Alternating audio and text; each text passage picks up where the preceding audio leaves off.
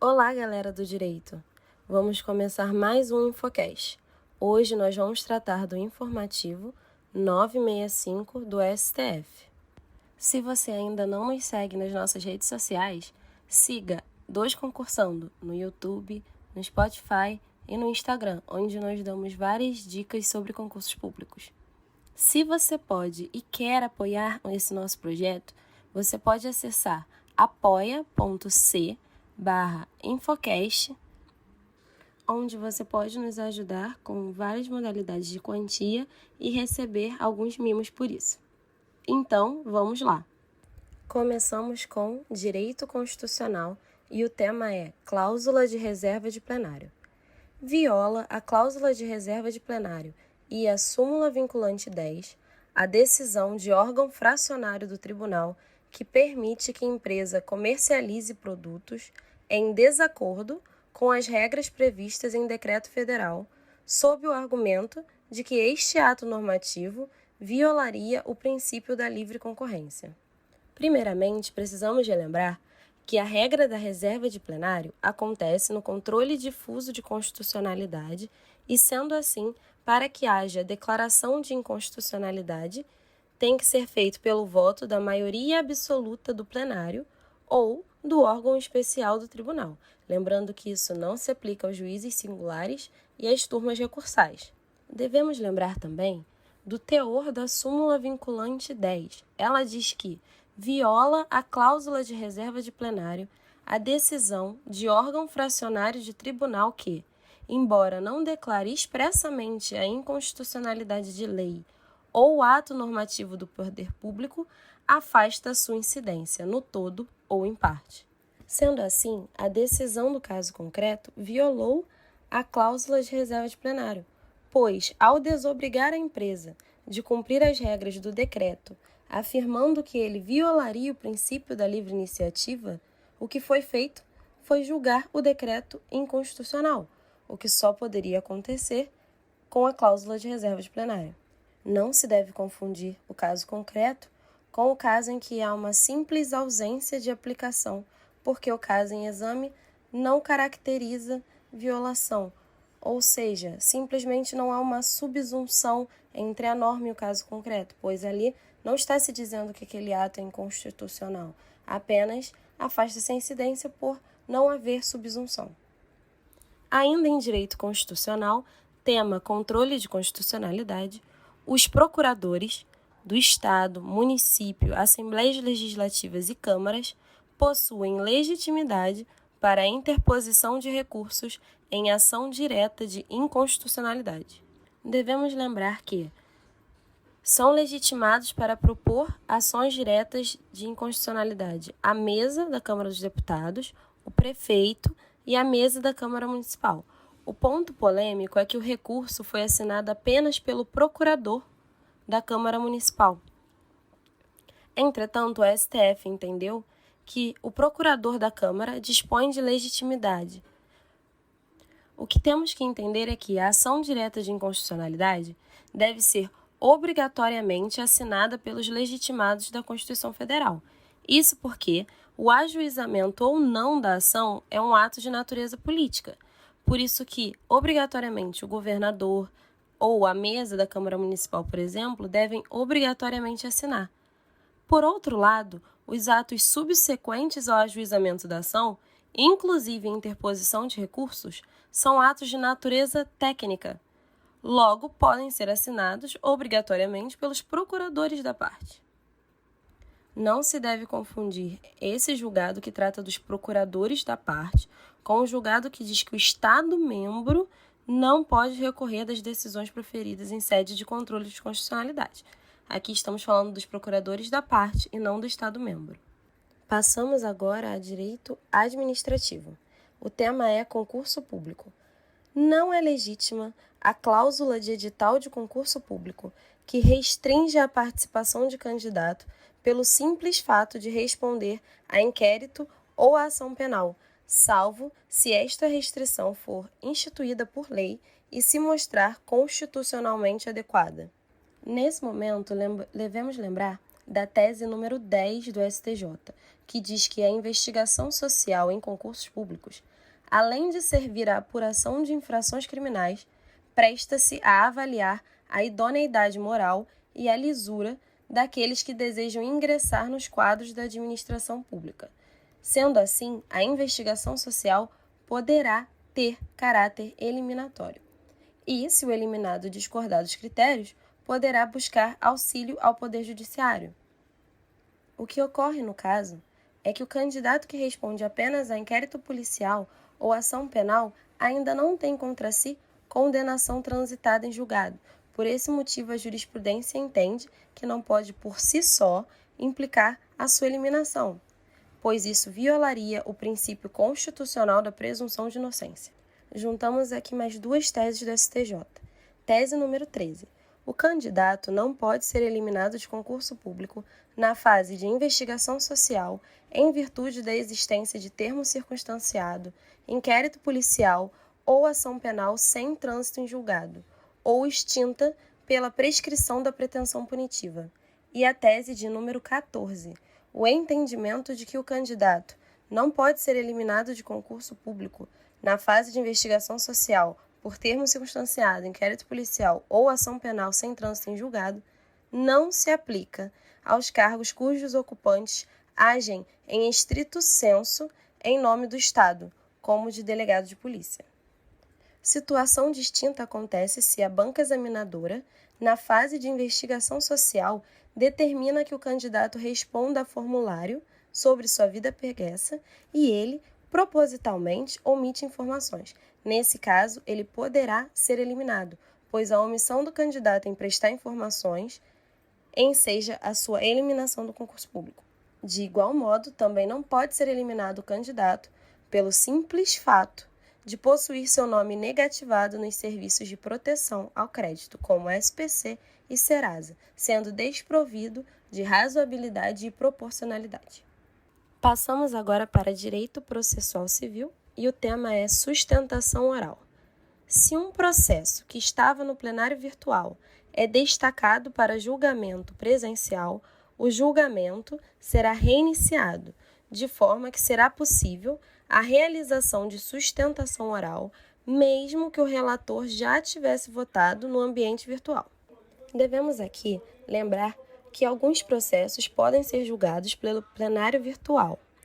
São eles: agravos internos, agravos regimentais e embargos de declaração, medidas cautelares em ações de controle concentrado, referêndum de medidas cautelares e tutelas provisórias, recursos administrativos e agravos, inclusive com repercussão geral reconhecida, cuja matéria tenha jurisprudência dominante no âmbito do STF, e demais classes processuais que também já tenham jurisprudência dominante no âmbito do STF.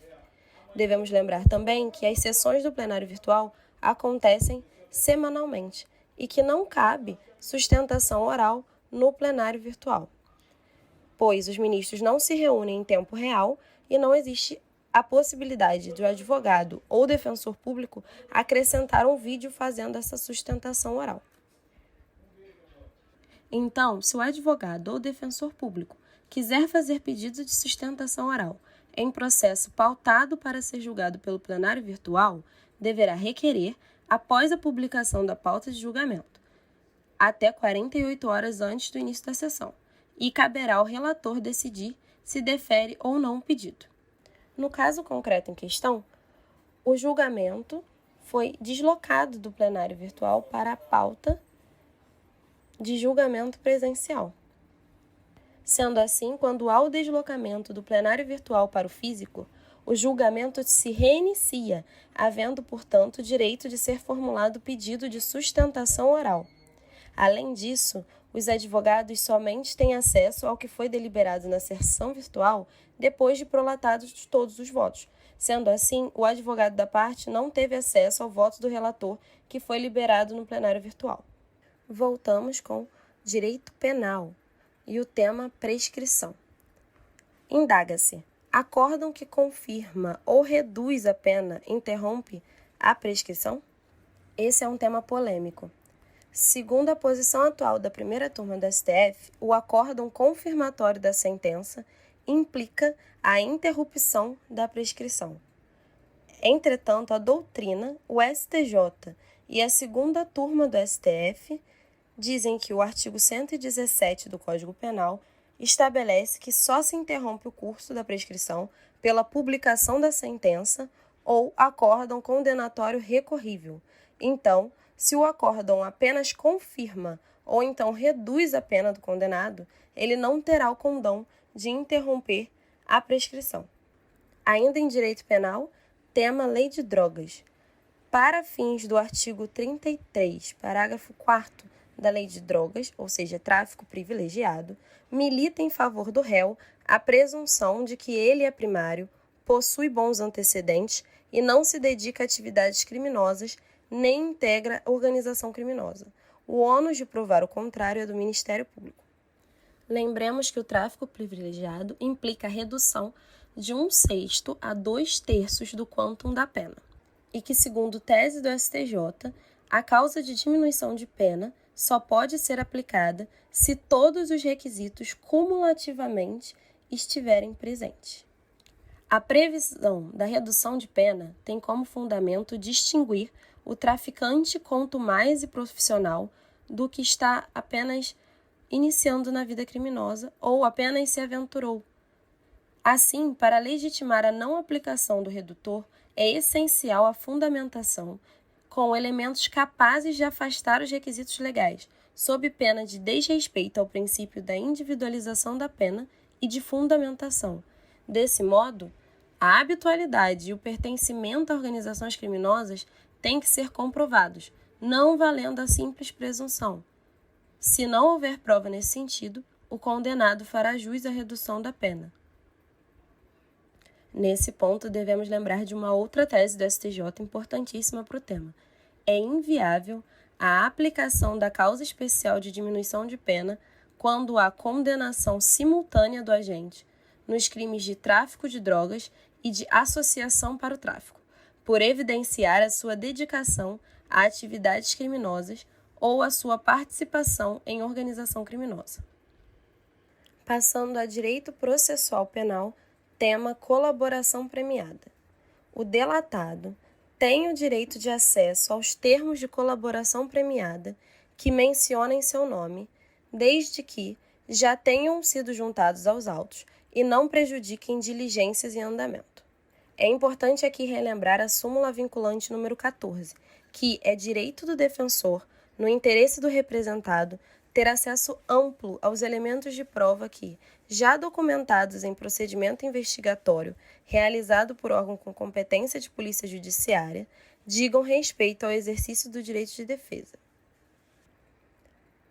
Vale ressaltar que a colaboração premiada tem natureza jurídica de meio de obtenção de prova.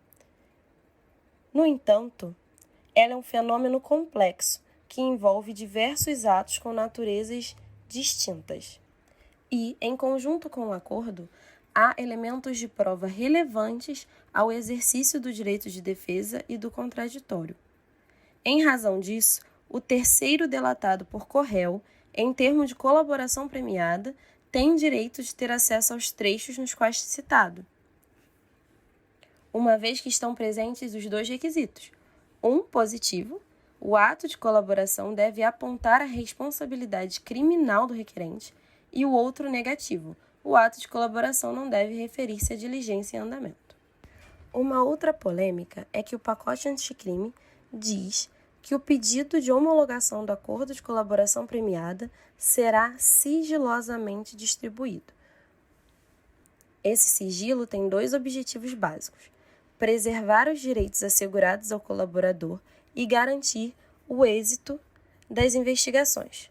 Ocorre que, mesmo antes da retirada do sigilo, será assegurado ao defensor, no interesse do representado, o acesso aos elementos de prova. Assim, a jurisprudência garante o acesso nos autos, incluídas as gravações audiovisuais dos autos de colaboração do corréu, com o escopo de confrontá-los, e não para impugnar os termos do acordo propriamente ditos. Entramos agora em direito previdenciário, o tema desaposentação. Não há, por ora, previsão legal do direito à desaposentação ou à reaposentação. Desaposentação ocorre quando o segurado, mesmo depois de se aposentar, continua trabalhando e pagando contribuições previdenciárias. Depois de algum tempo, ele renuncia à aposentadoria que recebe e pede para somar o tempo e assim ter uma aposentadoria mais vantajosa. Já a reaposentação acontece também quando ele, depois de se aposentar, continua trabalhando e pagando contribuições previdenciárias. Só que depois de algum tempo, ele renuncia e pede para que seja concedida nova aposentadoria, utilizando unicamente o tempo de contribuição posterior à primeira aposentadoria. Porque o artigo da Lei Previdenciária que veda a reaposentação não é inconstitucional? Porque o sistema previdenciário brasileiro possui uma característica muito importante. Ele é solidário. Sendo assim, o valor pago de contribuição previdenciária não é empregado apenas para os benefícios individuais, mas também para custear os benefícios de outras pessoas. E a desaposentação prejudica os objetivos do fator previdenciário. Ela tornaria imprevisíveis e flexíveis os parâmetros utilizados a título de expectativa de sobrevida, que é o elemento do fator previdenciário, porque passaria a ser manipulado pelo beneficiário da maneira que melhor o atendesse. Devemos lembrar que a Constituição não proíbe a desaposentação. Quem veda é o artigo 18 da Lei 8213 de 91, que é uma lei previdenciária. Isso significa que o Congresso Nacional pode editar uma lei mudando esse entendimento.